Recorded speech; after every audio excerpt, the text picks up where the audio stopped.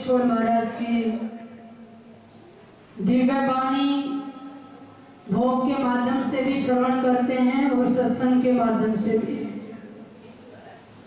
सुबह शाम जो आप उपासना, संध्या आरती, ब्रह्म वेदी करते हैं वो भी सदगुरु बंदी छोड़ महाराज की वाणी से ही पाठ लिया गया,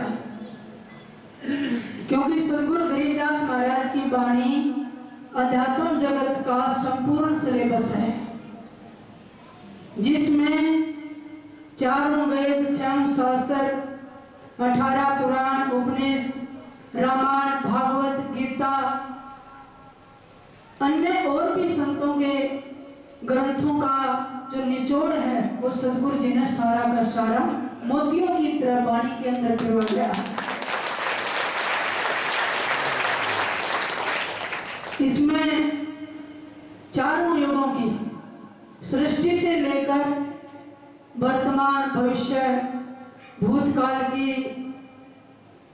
और जितने भी आज तक ऋषि मुनि, सिद्ध, पैगंबर, पीर, संत, भगत, साधक, उस कोटि के ज्ञानी ध्यानी हुए हैं, उन सबके भी प्रसंग, कथाएं, घटनाएं, दृष्टांत, कहानियां, उस समय की घटी हुई जो घटनाएं थी प्रमाण सहित, सदगुरु अंतर्यामी थे, त्रिकालदर्शी थे और बिल्कुल साक्षात अपनी आंखों से जैसे सामने देख रहे हैं वैसा का वैसा हाल गरीबदास महाराज ने वाणी में पिरोया है। इसका मतलब जो जिनकी दृष्टि इतने चारों युगों में घूम जाए वही तो सदगुरु है, और उनके अंतर से निकली जो वाणी है वही वेद है। गृह सदगुरु के लक्षण कहूं मुद्रे बहन विनोद, 4 वेद 6 शास्त्र 18 बोध। कहते हैं ऐसे लक्षण है सदगुरु के, इतनी तो मीठी वाणी होगी। आप किसी एक उपन्यास, किसी अन्य किताब को पढ़ोगे ना, दूसरी बार पढ़ने को मन नहीं करेगा। क्यों? जितने भी काव्य हैं, ग्रंथ हैं, वो बुद्धि से बोले गए हैं, जो बुद्धि से सोचकर जो लिखी गई बातें हैं, एक बार पढ़ने में पता चल जाएगा, इतना रस नहीं होगा, वो बुद्धि तक सीमित है, वो केवल विचार करके वैसे लिखी गई। लेकिन जिस सदगुरु ने, जिनका अंतरपट खुल गया और बिल्कुल सैटेलाइट परमात्मा के दरबार तक जा रही है, वहां से जलवायु वाणी बोलते हैं, उनमें अलग रस है, उनको पढ़ने से पता चल जाएगा ये हरदम काम है, ये अगम वाणी है, वो परमात्मा के धाम से जो का तुम आंखों देखी है वो अलग पता चल जाता है। इसलिए परमात्मा, जीव, ईश्वर, ब्रह्म, प्रकृति, माया, तीनों देव, सभी देवता और जो ब्रह्मांड है उनके देवता हैं, पिंड का जितना भी संपूर्ण ज्ञान हो सकता था वो भी हठ योग, सहज योग, राजयोग, लय योग, जप योग, साधनों के बारे में, हठ योग के बारे में सब सदगुरु जी ने लिखा है।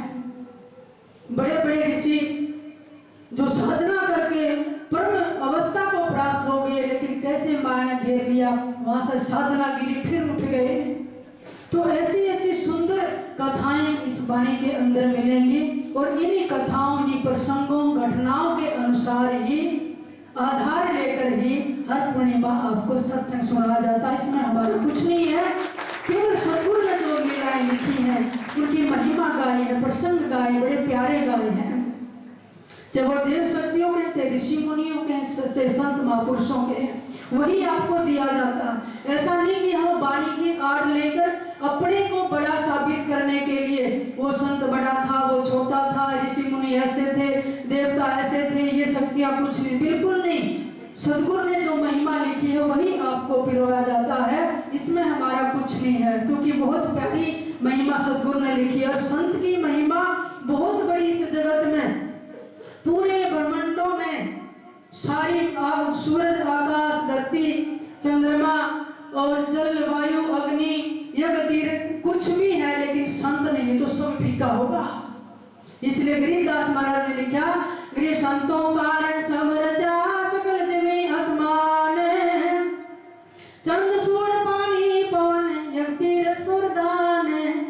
जिस भंडारे में, यज्ञ में, पाठ पूजा में, है ना, इस धरती पे और तीर्थ पे संत ना हो तो कैसा लगेगा? सुना है, कुछ भी नहीं है। इसका मतलब है संत ब्रह्मांड की, इस धरती की बहुत बड़ी शोभा। संत बिना रूखा लगेगा तो क्या करोगे, कुछ भी नहीं। इसलिए आज ऐसे ही परम संत, बहुत बड़े महान ऋषि, आदि कवि महर्षि वाल्मीकि की भी जयंती है। उन परम ऋषि के चरणों में हम कोटि कोटि वंदन करते हैं। और ऐसी महिमा गरीबदास महाराज लिखते हैं, गरीब वाल्मीकि के बाल समय नाई तीनों लोग, सुन मुरझने कृष्ण सुध पंडो पाई मोख। कहते हैं उस वाल्मीकि के बाल के समान भी तीनों लोग नहीं है। सुनर मुनिजन देवता जो पंडवों की यज्ञ में भगवान कृष्ण सहित जो आए थे, 5 दिन शंख नहीं बजा। उनके भोजन करने से, उनकी सेवा करने से, चरण धोकर चरणामृत लेने से शंख बजा था, नहीं तो शंख नहीं बजा। उनकी यज्ञ धर्म सब निष्फल जा रहा था। क्यों? वो एक परम ज्ञानी संत थे। लेकिन वाल्मीकि के 3 जन्मों का वर्णन आता है। एक वाल्मीकि जो डाकू थे, कुसंग के कारण और डाका मारने लगे, रागिरों को लूटते थे, फिर परिवार का निर्वाह करते। पूर्व जन्म का कोई इतना सुंदर कर्म आया कि उनको ऋषि मिल गए, नारद मुनि सत ऋषि मिल गए, उनको उपदेश दिया। उपदेश देते ही बात समझ आ गई, हृदय में चोट की कि कौन किसका, कोई किसी का पाप पुण्य नहीं बंटवाता, अकेले भोगना पड़ेगा। तो वाल्मीकि ने, रत्नाकर डाकू ने सारे बुरे कर्म छोड़कर भक्ति करने लगे। उल्टा नाम जपत जग जाना, वाल्मीकि भय ब्रह्म समाना। ऐसा नाम जपा कि ब्रह्म समान हो गए। आप कहेंगे कि हम तो 40-40, 30-30 साल से भक्ति कर रहे हैं, लेकिन भक्ति में प्रोग्रेस नहीं हो रही है, बढ़ोतरी नहीं हो रही है। सत्संग भी सुनते हैं, ज्ञान सुनते हैं, ग्रंथ पढ़ते हैं, सुबह शाम का नित्य नियम करते हैं, माला करते हैं, मंगला आरती करते हैं, ध्यान भी लगाते हैं, लेकिन प्रोग्रेस क्यों नहीं हो रही है? भाई ऊपर ऊपर भक्ति करोगे तो भक्ति आपके जीवन में घुल नहीं पाएगी। हमारी भक्ति तो ऐसी है जैसे दाल में धनिया काट कर ऊपर ऊपर डाल दिया केवल सजावट के लिए, और दाल में नमक हो तो पोर पोर में मिला होता है। तो धनिया की तरह दाल में धनिया डालना, ऐसे भक्ति नहीं ऊपर ऊपर, बल्कि जैसे दाल में नमक मिला होता है ऐसे भक्ति की जाए। तो प्रोग्रेस तब होगी जब आपका अंतःकरण बदला होगा। जिस व्यक्ति में स्तुगुण की मात्रा ज्यादा होगी उसको एक ही चोट काफी है, वो सत्संग सुनेगा, सारी आदतें बुरे विकार छोड़ने का बहुत जल्दी प्रयास करेगा, हृदय साफ होगा, परमात्मा को पाने की लगन लगेगी। लेकिन जो थोड़ा रजोगुणी होता है, कितना सुनता है फिर भी संसार में, और संसार के मनोरंजन में उसका चित्त टिका रहता है। चलो फॉर्मेलिटी है, सत्संग भी सुन लेते हैं, माला भी फेर लेते हैं, जल्दी जल्दी ज्योति भी लगा दें, लेकिन मेंटेलिटी वही जुड़ी रहती है, वही स्वभाव, वही बातें, है ना, वही विकार। जिस व्यक्ति का स्वभाव तमोगुणी होता है, फिर कितना सुनो उस पर असर नहीं होता है, वो इतना अंदर से भरा हुआ है, कितनी अच्छी बात सुनाओ वो भी बुरी लगेगी। बल्कि यहाँ तक भी मैंने देखा एजुकेटेड लोग नौकरी कर रहे हैं, लेकिन नास्तिकपना इतना है, कोई अपनी बेटी का रिश्ता लेकर जाए और कहे, मेरे पास सैकड़ों महिला ने ऐसी बातें बताई कि हमारी बेटी सुमन करती है, गुरु धारण किया, पूजा पाठ करने दोगे? तो पूछना पड़ता अगले से, तो कहेंगे कि भाई हम तो चिढ़ते हैं, ये जो गुरु गारू है ना, संत महात्मा, हम नहीं मानते धर्म को। बताओ किसको मानोगे? काल के दूत है सारे। सदगुरु का कोई एक है, जम का सब संसार। संतों का, सदगुरु का तो कोई होता है, जम के दूत है। फिर वहां अपनी बेटी को क्यों दो? जहां तुम्हारा परमात्मा का धर्म का मार्ग रुक जाता है, वहां फिर दो ही मत। ऐसे परिवारों में जहां परमात्मा का नाम लेने में भी बंधन है, फिर कोई अच्छी जगह रिश्ता देखे, तो वहां तमोगुण की मात्रा होगी, वहां कभी शांति नहीं होगी। फिर कितने धन धान्य के वहां अंबार लगे हों, लेकिन भाई वहां किसी चीज में शांति नहीं होगी। आपका बच्चे, आपका परमात्मा जो रास्ता है वो रुक जाएगा। तो इसलिए किसी को तो सुनते ही जल्दी असर हो जाता, जीवन पलट जाता, जैसे वाल्मीकि जी का पलट गया। और फिर वाल्मीकि जी ने, सदगुरु जी कहते हैं, गरीब 100 करोड़ बाणी कहीं, पहले चोले चावे, दूजे चोले कृष्ण को लिए साध के पावे।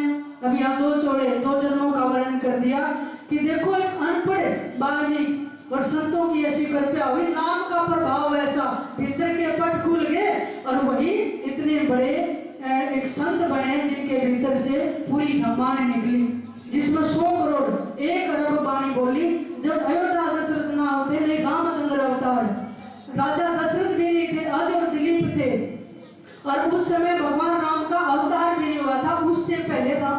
के रख दी थी।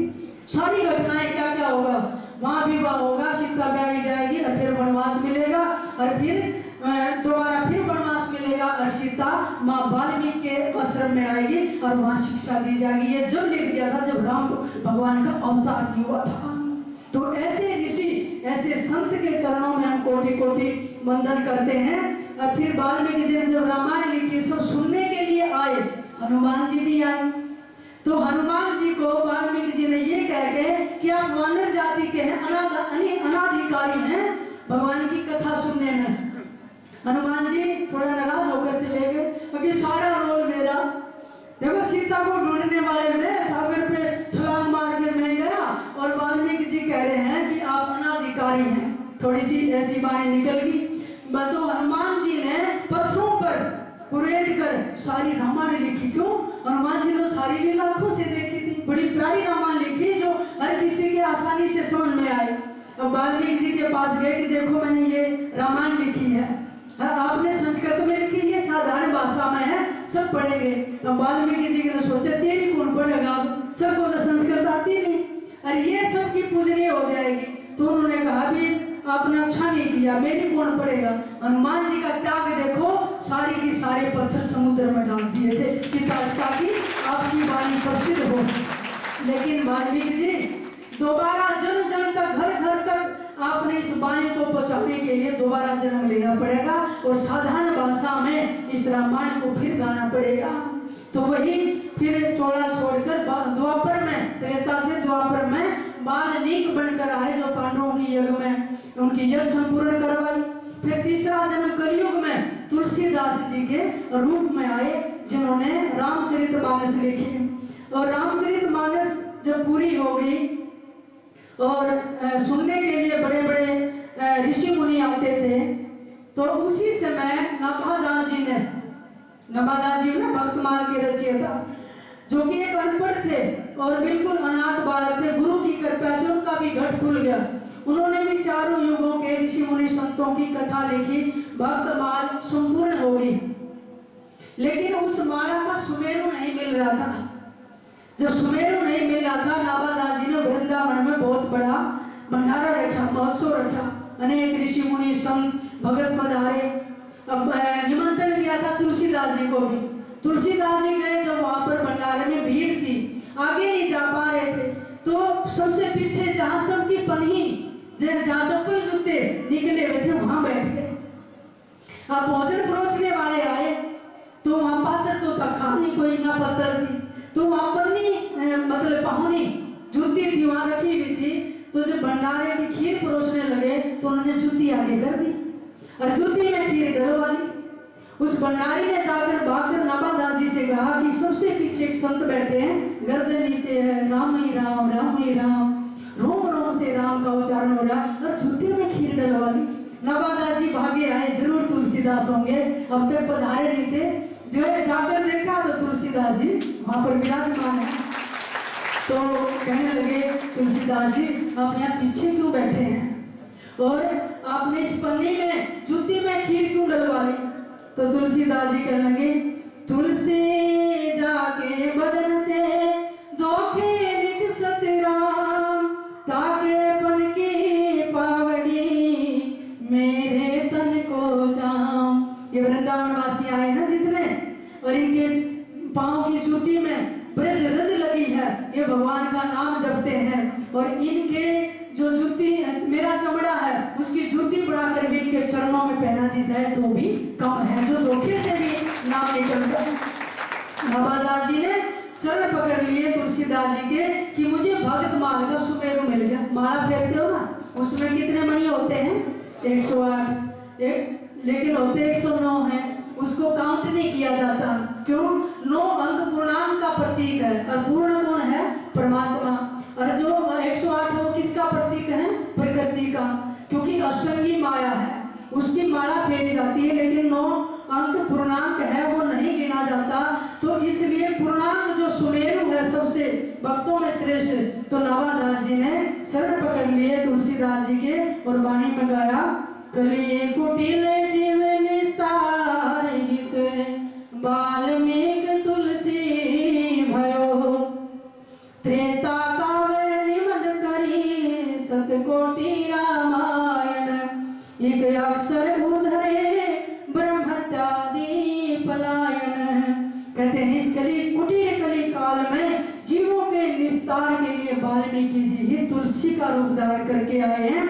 त्रेता में इतना सुंदर महाकाव्य रामायण लिखी, सतकोटि रामायण की रचना की, और एक एक अक्षर भगवान का नाम ऐसा है जो कोट कोट ब्रह्म हत्या के पाप को भी खत्म कर देता है। तो भी नाम है दो धरो भयो पाप का नाम, जान मानो जिनकी आग की बड़ी पुराने घास। पूरा गोदाम भरा होगा घास का, कचरे का, एक सलाई लगा तो सारा का सारा भस्म हो जाएगा। अनेक जन्मांतरों के भले गोदाम भरे हमारे पापा के, लेकिन सदगुरु का नाम उच्चारण शुरू कर दो, पाप भस्म होना शुरू हो जाएंगे। ये संतों की वाणी है। तो इसलिए आज ऐसे आदि कवि महर्षि वाल्मीकि जी की जयंती। दूसरा शरद पूर्णिमा, जब द्वापर में भगवान लीलाधारी प्रभु योगेश्वर कृष्ण बाके बिहारी जी ने लाखों लाखों गोपियों के साथ इस शरद पूर्णिमा को ही महारास लीला की थी, जिसको हम प्रेम लीला कहते हैं। यानी सब जीव परमात्मा की गोपियां हैं, हम तो वो परमात्मा हैं। तो इसलिए इस लीला के अंदर शंका नहीं करनी चाहिए, क्योंकि सब जीव परमात्मा के हैं। तो लोग शंका करने लग जाते, कृष्ण तो ऐसे थे, कृष्ण तो ऐसे थे। एक साधारण आदमी भी ऑब्जेक्शन उठा देता, मुझे कई बार अचंभा होता है।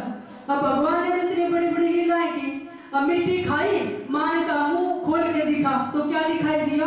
ब्रह्मांड दिखाई दिया। लोक परलोक जितने स्वर्ग मर्त्य पाताल सूर्य आकाश पूरा गोकुल, माँ भी उसके भीतर, ब्रह्मा विष्णु शिव सब उसमें दिखाई दिए। मैं तुमने को तुम मुंह बाके दिखाई, मुंह मके दिखेगा, पीले तो दांत और दांत में कीड़ा, थोड़ी ही लार और पेट साफ लगा दो बदबू। ये है हमारी औकात। इस पहाड़ मास के पुतले में मालिक ने ही नहीं ढूंढा है, केवल हम इस मलमूत्र की कोठरी में बैठे हैं, बातें हम बड़ी बड़ी करते, क्या थे कृष्ण, क्या थे राम। सकल जगत मुख में बसे, सारे ब्रह्मांड जो है सब कुछ मुंह में बसता है। बताओ ऐसे मालिक पे, ऐसे परमात्मा पर, शक्तियों पे कभी प्रश्न चिन्ह मत उठाओ, प्रकृति गिरा देगी, किसी की अवहेलना मत करो। तो इसलिए ऐसे भगवान थे जिन्होंने, शिव जी भगवान भी मोहित हो गए थे और महाराज में स्त्री बन के प्रवेश किया था। जहां बहुत बड़े ज्ञानी निर्गुण उपासक उद्धव भी गोपियों के सामने फीके पड़ गए थे। है प्रेम जगत में सार और कोई सार नहीं, उपदेश देने आए, साकार भगवान की उपासना करती, रो रही बैठी करके काम करो, निर्गुण परमात्मा की ऐसे सांस लो, सांस खींचो, सांस नीचे उतारो, भ्रकुटी में ध्यान दो, ये इगला पिघला सो दो। अब सारी वो हंसरी गोपियां कहने लगे, यहाँ तो रोम रोम भगवान है, तुम कहाँ अपना जोग लेकर आए, जोग लेकर चले जाओ, हम तो प्रेम जानते हैं। अगर साकार है वो भी तो निराकार का ही रूप है। जब इतना बड़ा संवाद हुआ तो उद्धव ने गोपियों के रोते हुए शरण पकड़ लिए थे। अरे है प्रेम जगत में सार और कोई सार नहीं। जिसने मालिक से प्रेम किया ही नहीं, हृदय कभी रोया ही नहीं, वो प्रेम कैसे जानेगा। दो पंक्ति मेरे साथ कौन बढ़ाएंगे? जो प्रेम गली में आए नहीं, प्रीतम का ठिकाना क्या जाने। जो प्रेम गली में आए नहीं, प्रीतम का ठिकाना क्या जाने। जिसने कभी प्रेम किया ही नहीं, वो प्रेम निभाना क्या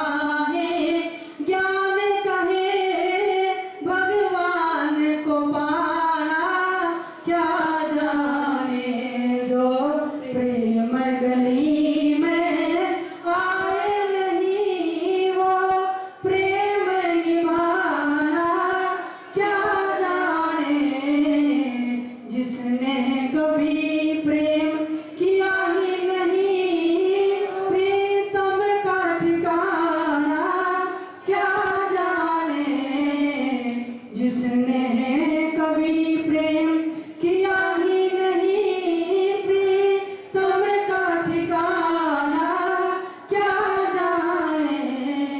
ये दुनिया गोरख धंधा है, सब जग माया में अंधा है।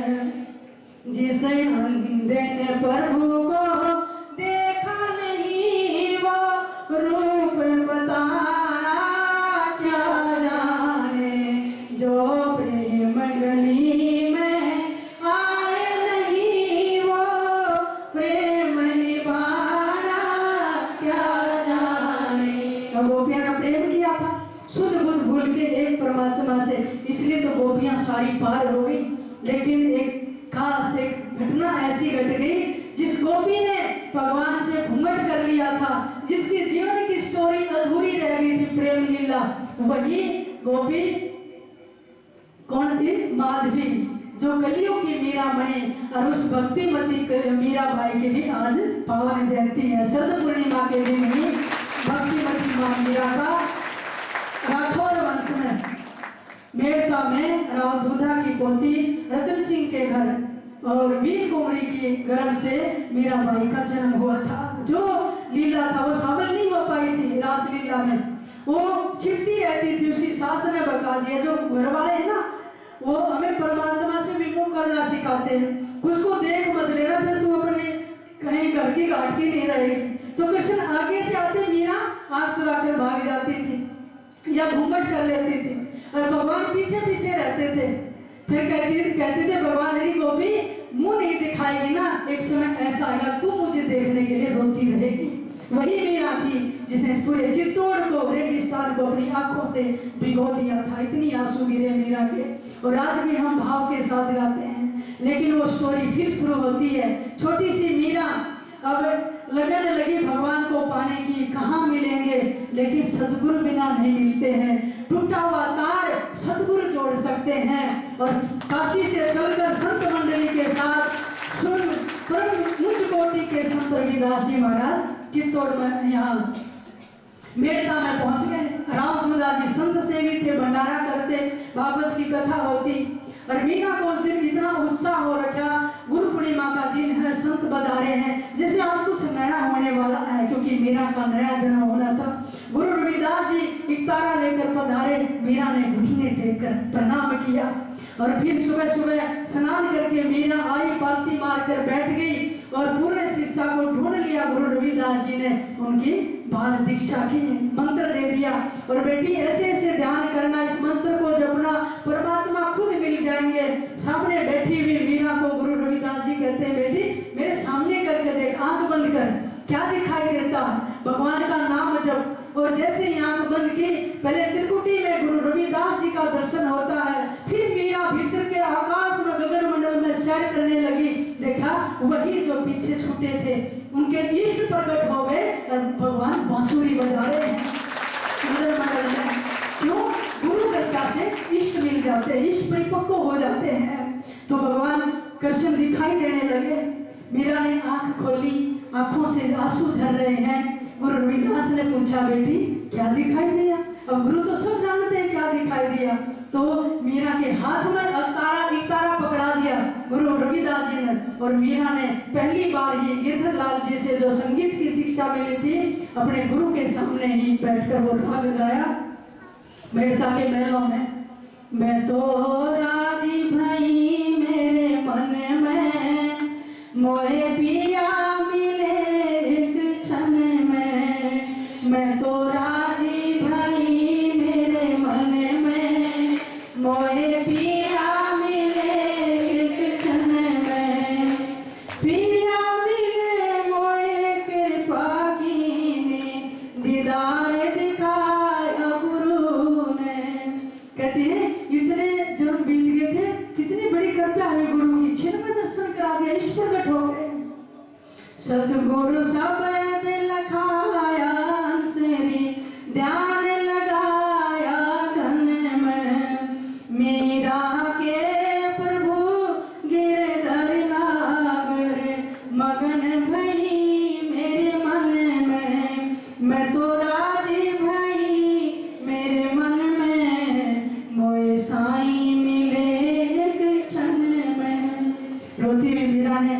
दंडवत प्रणाम किया। गुरु रविदास जी ने सिर पर हाथ रखकर उस मीरा को कृतार्थ कर दिया। ये जयकारों बेटी, आज से भक्ति की बेल तो शुरू हो गई, पर कठिनाइयां बहुत आएंगी, पर गुरु का आसरा रहेगा और सिर पर हाथ रहेगा। मीरा, मुझे पता है तुझे जहर भी दिया जाएगा और सूलियों की सेज पर लिटाया जाएगा, पर ये गुरु की कृपा, तेरा जहर भी अमृत बनेगा, तेरे सूली की सेज भी फूलों की बन जाएगी। जिस पर गुरु का हाथ हो, इष्ट की कृपा, उसका कोई बात नहीं कर सकता। ऐसी भक्तिमयी माँ मीराबाई के चरणों में भी हम कोटि कोटि वंदन करते हैं, जिन्होंने सारी लीला करके अंत में भगवान में ही समा गए थे। तो अभी चलो आप भक्तिमती माँ मीरा का ही भजन गाते हैं। तुम्हें पलक उगाड़ो दीनानाथ में हाजिर नाज़ करने करियो। तुम्हें पलक उगाड़ो दीनानाथ में हाजिर नाज़ करने की घड़ी, मैं हाजिर नाज़ करने की घड़ी, मैं हाजिर नाज़ करने की करियो। तुम्हें पलक उगाड़ो दीनानाथ में हाजिर नाज़ करने की घड़ियो। तुम्हें पलक उगाड़ो दीनानाथ में हाजिर नाज़ करने की घड़ी। साऊ से तो दुश्मन हो गए लागू कड़ी कड़ी, साऊ से तो दुश्मन हो गए लागू कड़ी। तुम बिन मेरा कोई नहीं है, मैया को समझ पड़ी, मैं हाजिर नाज़र करने की घड़ियो। तुम्हें पलक उगाड़ो दीनानाथ में हाजिर नाज़र करने की घड़ियो। तुम्हें पलक उगाड़ो दीनानाथ में हाजिर नाज़र करने की घड़ी। दिन नहीं चैन रात नहीं निद्रा सुखो खड़ी खड़ी, दिन नहीं चैन रात नहीं निद्रा सुखो खड़ी खड़ी। निगाह भी रहते हर जगह के, भूलूं ना एक घड़ी, मैं हाजिर नाज़र करने की घड़ियो। तुम्हें पलक उगाड़ो दीनानाथ में हाजिर नाज़र करने की घड़ियो। तुम्हें पलक उगाड़ो दीनानाथ में हाजिर नाज़र करने की घड़ी। पत्थर की तो अहिला तारी बन के बीच पड़ी, पत्थर की तो अहिला तारी बन के बीच पड़ी। कहाँ बोल मीरा से कहियो सो पाए घड़ी, मैं हाजिर नाज़र करने की घड़ियो। तुम्हें पलक उगाड़ो दीनानाथ में हाजिर नाज़र करने की घड़ियो। तुम्हें पलक उगाड़ो दीनानाथ में हाजिर नाज़र करने की घड़ी। गुरु रविदास मिले मोय पूरे तुझसे कर्म बिड़ी, गुरु रविदास मिले मोय पूरे तुझसे कर्म बिड़ी। सतगुरु सैन दई जब आके जोत में जोत मिली, मैं हाजिर नाज़र करने की घड़ियो। तुम्हें पलक उगाड़ो दीनानाथ में हाजिर नाज़र करने की घड़ियो। तुम्हें पलक उगाड़ो दीनानाथ में हाजिर नाज़र करने की घड़ी, मैं हाजिर नाज़र करने की घड़ी, मैं हाजिर नाज़र करने की घड़ियो। तुम्हें पलक उगाड़ो दीनानाथ में हाजिर नाज़र करने की घड़ियो। तुम्हें पलक उगाड़ो दीनानाथ में हाजिर नाज़र करने की घड़ियो। तुम्हें पलक उगाड़ो दीनानाथ में हाजिर नाज़र करने की घड़ी। बोलिए सतगुरु देव